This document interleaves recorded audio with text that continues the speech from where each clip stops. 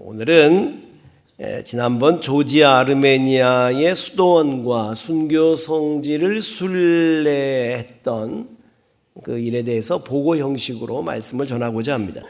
먼저 이제 제가 갔던 그 아르메니아는 세계 최초의 기독교 국가입니다. 아르메니아에서 본 가장 기억에 남는 장면은 이 산입니다. 다음 자료화면 보여주세요. 산이 보이세요 지금? 구름 속에 맨 위쪽에 보면 뭔가 구름이 있고 산 봉우리가 이렇게 좀 흐릿하게 보이죠? 좀 이따 이제 선명한 산도 볼 거예요. 요게 그 유명한 산이에요. 노아 방주가 머물렀던 산 뭐예요? 아라랏산이에요. 아라랏산. 여러분 이게 사실 굉장히 복된 거예요. 우리나라 사람들 같으면 야 노아 방주가 사실이야? 그게 진짜야? 아니야? 그러는데 이 사람들은 우리의 할아버지의 할아버지, 그 할아버지의 할아버지의 할아버지의 할아버지로부터 계속 전해 들은 이야기예요. 이곳에 방주가 머물렀다. 네. 그리고 사실 이 노아 방주의 파편도 보관되어 있습니다. 그런데 다음 자료화면 보여주세요. 저기 뒤에 멀리 보이는 산이 아라랏산입니다. 아라랏산이고 이곳은 십자가가 서 있는 곳은 예수님의 12제자 가운데 다데오와 바돌로메가 이 아르메니아 땅에서 복음 전하다가 이곳에서 만났다는 거예요. 만난 그 자리를 기념하는 곳입니다. 여러분 이 아르메니아 사람들은 자기들이 예수님의 제자 12제자 그 사도로부터 직접 복음을 전해받았다는 데에 대한 굉장한 자긍심이 있습니다. 그래서 교회 이름이 우리나라에서는 대한예수교 장로회 한마음교회 기독교 감리회 천성교회 이런 식으로 돼 있어요. 그런데 이 사람들은 교회 이름이 뭐냐면 아르메니아 사도전승교회 이렇게 돼 있어요. 사도전승. 사도가 직접 전승해 줬다 그 말이에요. 사도전승교회. 다음 보여주세요. 조지아는 공식적으로 세계 최초의 와인 생산지입니다. 실제로 고고학 발굴 결과 지금으로부터 6,000년 전 와인을 만들었던 크베불이라고 지금도 쓰는 그 항아리 이런 것들이 발견이 됐어요. 근데 이게 성경에도 나와요. 여러분 성경에 노아 방주 좀 전에 아라랏산 봤잖아요. 노아 방주가 아라랏산, 아르메니아하고 조지아가 바로 붙어 있는데 그 아라랏산에서 노아가 나와가지고 방주에서 나와서 성경에 기록된 제일 먼저 한 일이 뭐게요? 나와서 한 일. 포도나무 심어가지고 포도주 담아가지고 그거 마시고 뻘거벗고 잤는데 함이 그래서 얼레리 껄레리 하고 막 그런 얘기 나와. 금시초문이에요. 그런 얘기 있잖아. 그러니까 바로 거기니까 와인 생산 역사가 제일 오래됐다는 것이 성경적으로도 맞는 거지. 이 조지아나 아르메니아나 역사적으로 굉장히 박해를 많이 받았던 나라입니다. 우리나라하고 좀 닮았어요. 지정학적으로 우리나라도 강대국 틈 사이에 있잖아요. 러시아, 소련, 중국, 일본 그리고 태평양 건너 미국 이 강대국의 역학구도 속에서 우리가 고통을 많이 당했는데 이 조지아, 아르메니아가 그래. 위쪽으로 바로 러시아가 있어요. 그리고 아래쪽에 이란이 지금 미국하고 전쟁하죠. 그 이란이 고대 페르시아잖아요. 페르시아 제국이에요. 그 옆에가 터키가 있어요. 왼쪽 옆으로. 터키가 어떤 나라냐면 터키가 바로 오스만 투르크 제국이에요. 한때 또 이 세계를 제패했던 나라 중에 하나죠. 그리고 오른쪽으로 몽골 제국이 있어요. 티무르 제국. 그래서 그 외침 속에서 그 혹독한 박해 속에서 신앙을 지켜내기 위해서 이 조지아 사람들, 아르메니아 사람들이 동굴을 파고 들어갔어요. 한번 보여주세요. 바르드지아 동굴 도시입니다. 저기 여러분 구멍 뻥뻥 뚫려 있는 거 보이세요? 산에. 저게 사실은 동굴 방입니다. 저기 방이 한 6,000개가 되고 한 5만 명을 수용할 수 있는 저게 원래 감춰져 있는 것이죠. 그런데 지진이 나면서 무너지면서 드러나게 된 거예요. 무너지면서 저 도시가 드러나게 된 겁니다. 아르메니아는 더욱 혹독하게 박해를 받았습니다. 이슬람 제국이죠. 이슬람 제국이었던 오스만 투르크가 쿠르드족이라고 여러분 뉴스 보면 자주 나오는 데 있어요. 긴 얘기 못하고 이 종족도 불쌍한 종족이에요. 자기 땅이 없어. 그러니까 각 나라에 걸쳐서 사는 쿠르드족, 인종 청소 막 엄청난 학살도 당했던 그런 민족인데 오스만 투르크라고 하는 무슬림들, 이슬람 국가가 이 투르크족에게 저 아르메니아 사람들을 다 없애라, 청소해버려라, 소거해버리면 그 땅을 너희에게 주겠다 이렇게 말했어요. 그래가지고 쿠르드족이 이 아르메니아 사람들을 학살했어요. 인종 청소를 했어요. 아르메니아, 조지아가 전부 다 자그마한 나라입니다. 인구가 땅 크기는 우리나라 3분의 2 정도가 되는데 인구는 300만 밖에 안 돼. 300여만 이렇게. 그러니까 굉장히 땅만 넓은 거죠. 인구에 비하면. 근데 그 아르메니아 300만 아르메니아, 지금 현재 국민이 300만 명인데 쿠르드족에 의해서 학살당한 사람이 150만 명이니까 150만 명이 죽임을 당한 거예요. 자료화면 보여주세요. 지금 어떤 장면인지 보이세요? 여인들을 파묻었어요. 목마늘. 애들이 울고 있는 거예요. 엄마. 근데 이거 정말 가장 양호한 사진만 보여드린 겁니다. 정말 여러분 점심 식사 못할까 봐 개인적으로 찾아오면 내가 보여드릴게.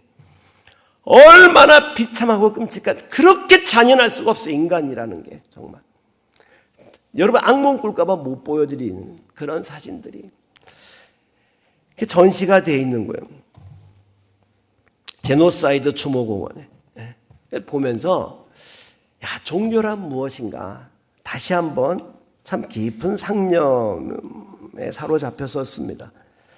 역사적으로 종교가 다르다는 이유로 얼마나 많은 사람들이 학살당했는지 몰라요, 사실은. 여러분, 종교 전쟁에 의해서. 그리고 꼭 여러분 기억해야 할 게 있는데, 그리고 꼭 주의할 게 있습니다. 여러분 잘 들으세요. 여러분 잘 들으세요, 정말.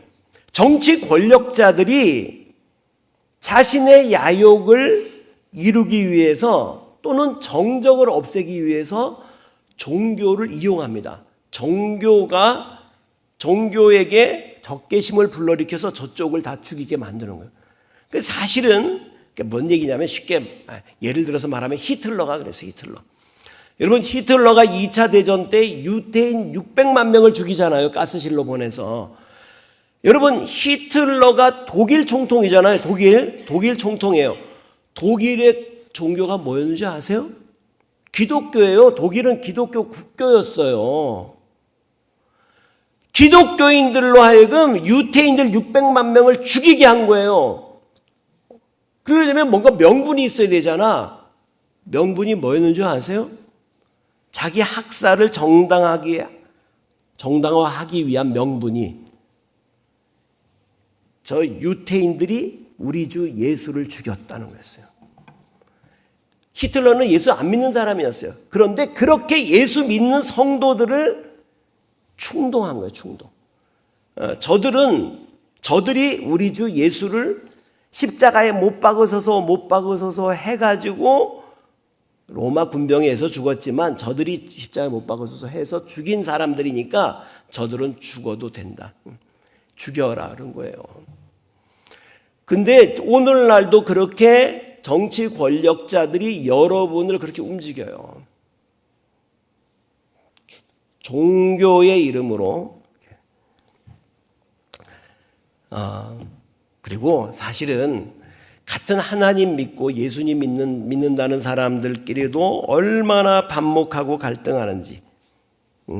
여러분 예수님께서 부활승천하시고 이제 세계 곳곳에 제자들이 복음 전하면서 교회가 세워져 나갔어요.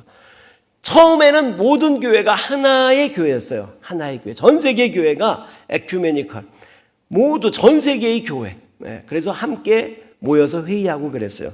그런데 역사적으로 동로마와 서로마가 갈라지면서 동로마 제국 아래 동방교회가 있고 서로마 제국 하에 교회가 문화도 달라지고 언어도 달라지다 보니까 서로 갈등하기 시작했어요. 그리고 서로가 나중에 결국은 너가 이단이다, 네가 이단이다. 다 이단이야. 이단 파문하고 결별했어요. 그 자세한 내용을 내가 일부 예배 때 설명하려고 했더니 동공이 풀리더라고. 성도들이 동공이 풀리고 내가 몸 안에 있는지 몸 밖에 있는지 나는 모르거니와 주님은 아시네. 막 셋째 하늘에 올라가고 막 그래서 내가 자세한 설명은 안 해. 그냥 성상숭배 문제, 우상 문제, 성상숭배 문제와 또 교황 수익권 문제, 그리고 필리오케 논쟁 뭐 이런 거 있어요. 그런 것으로 서로 나눠집니다. 동방교회는 그 후로 나눠지지 않았다고 자긍심이 있어요. 그 후로 동방교회는. 그런데 사실은 나눠지진 않았지만 싸웠어. 많이 싸웠더라고. 그럼에도 불구하고 제가 말하고자 하는 건 그게 아니에요. 옳지 않은, 우리가 찬성할 수 없는, 절대로 내가 따라갈 수 없는 그런 것도 있지만 어떤 부분에서 정말 배울 점들이 있더라고. 이 부분을 놓치지 말자는 거지. 삶에 녹아든 신앙. 여러분, 거기 이제 한식당에 갔어요. 그래 어느 목사님이 물었어요. 한국 식당 사장에게, 한국인이죠. 여기 일하면서 어렵지 않아요? 일단 외국 땅 다 민족이고 거기다가 종교도 이 한식당 주인은 개신교인이더라고. 기독교, 우리와 같은 하나님 기독교를 가지고 있는데 이 동방정교, 여기는 동방정교의 국가니까 어렵지 않아요? 이렇게 물었더니 그 사장님이 하시는 얘기가 웬걸요? 이분들은요 신앙과 삶이 일치합니다. 이렇게 얘기해요. 이분들은 신앙생활하는 만큼 정말 삶에도 예수님의 사랑을 그대로 실천합니다. 그래서 너무 정말 많은 걸 배웁니다. 여러분, 우리나라 사람들이 그렇습니까? 여러분 주변 사람들이 저 사람은 신앙과 삶이 일치한다고 말합니까? 어느 과장이 이사를 했대. 이사를 가면서 집들이를 한 거야. 즉 회사 동료들을 불렀지. 그랬더니 부장님이 와서 보니까 집에 액자가, 성경 말씀 액자가 걸려 있는 거야. 그래서 부장이 과장한테 물었어. 아니 김 과장, 자네 교회 다니나? 그런 거야. 그러니까 김 과장이 극적극적하면서 사실은 제가 안수 집사입니다. 근데 부장님도 교회 다니세요? 그러니까 사실은 내가 장로일세.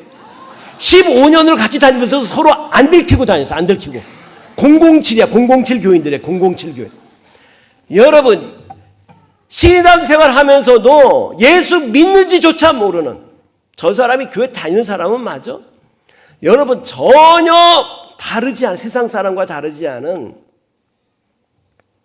그런 사람들 얼마나 많습니까, 우리는. 근데 그들은 그렇지 않다는 거예요. 신앙과 삶이 일치되어 있다는 거예요. 우리가 다른 점을 보면서 막 정죄하고 판단하고 그럴 것이 아니고, 여러분 오늘 본문 5절 말씀 보세요. 5절. 우리 5절 같이 봉독합니다. 5절 같이 시작. 너희 관용을 모든 사람에게 알게 하라. 주께서 가까우시니라. 네, 너희 관용을 좀 알게. 관용을 베풀어라.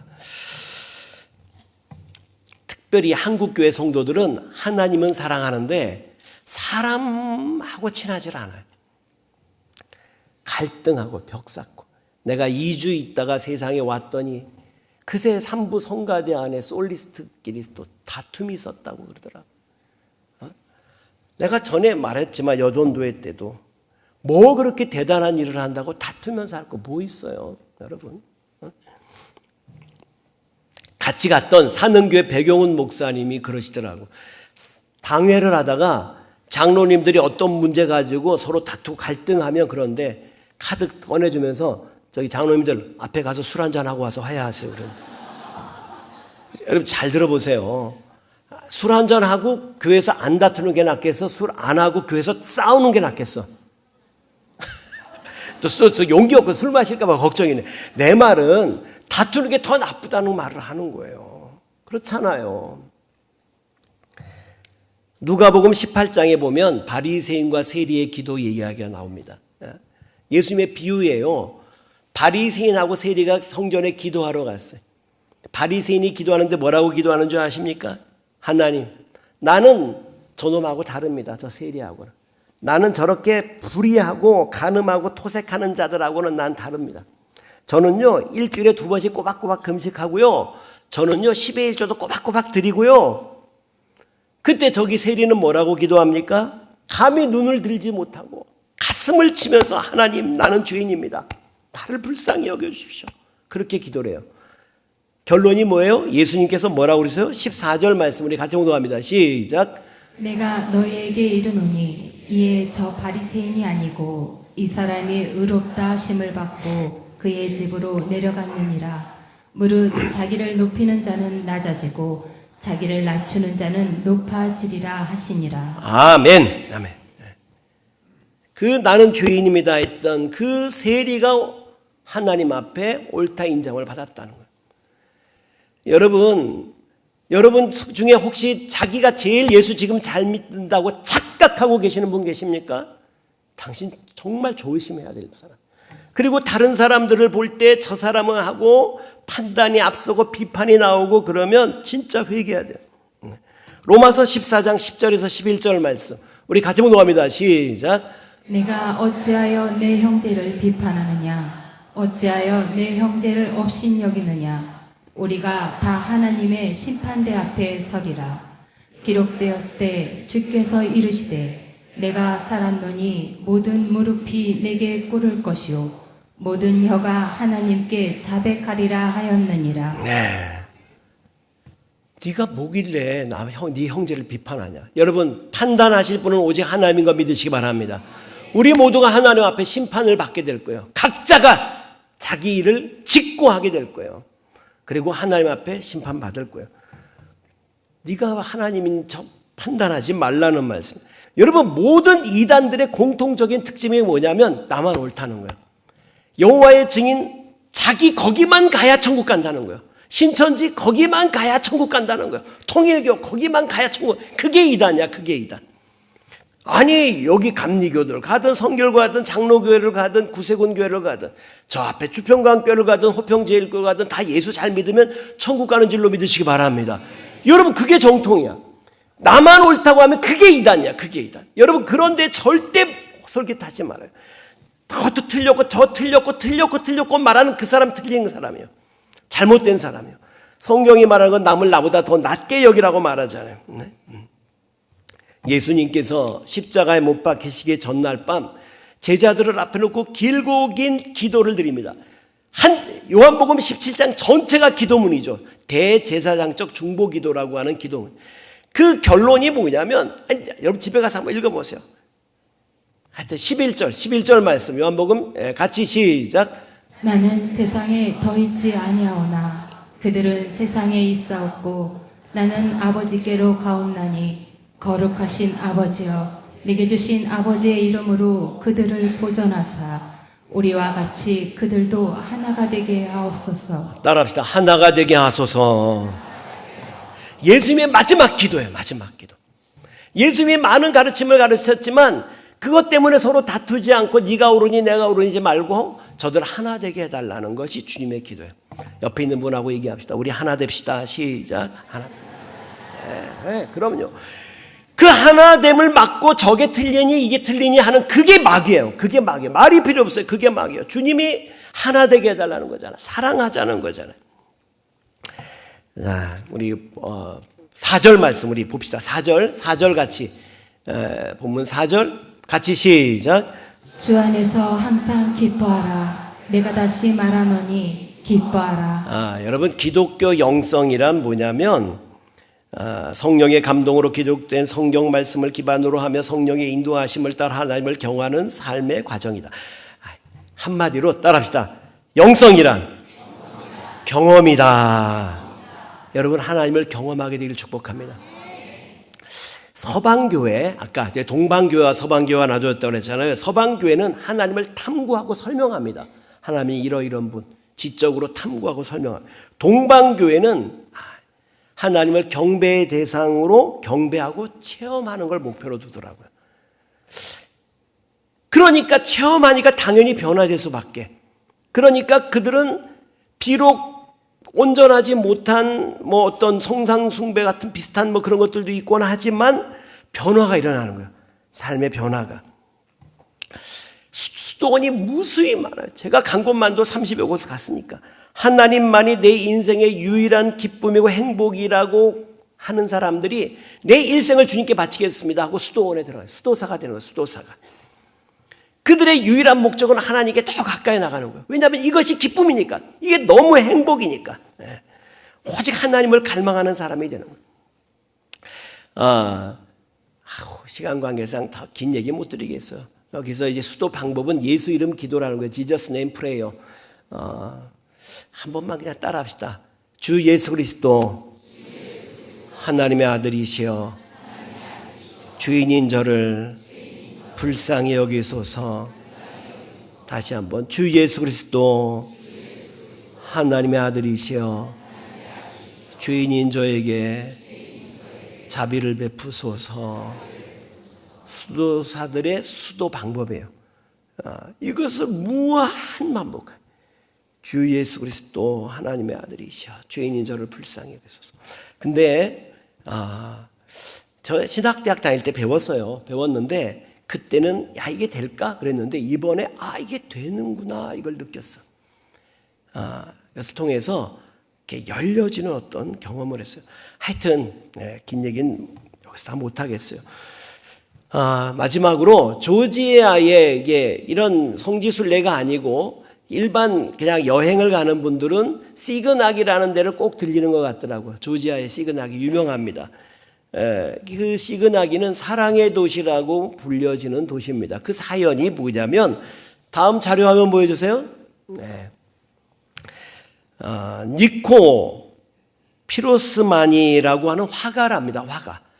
근데 이 화가가 프랑스 출신 무용수 마르가리따라는 여인을 보고 첫눈에 반했어요. 사랑에 빠졌어요.